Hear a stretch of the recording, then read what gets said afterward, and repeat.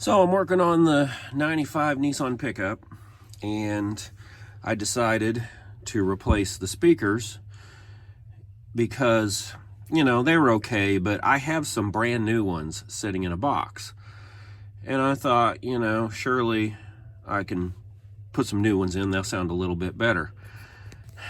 And what I wanted to show you was I took the old ones out,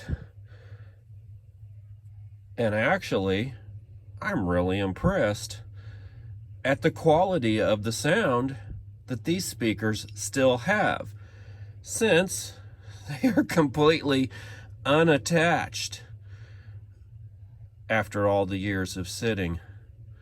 So whoever made these speakers did a good job.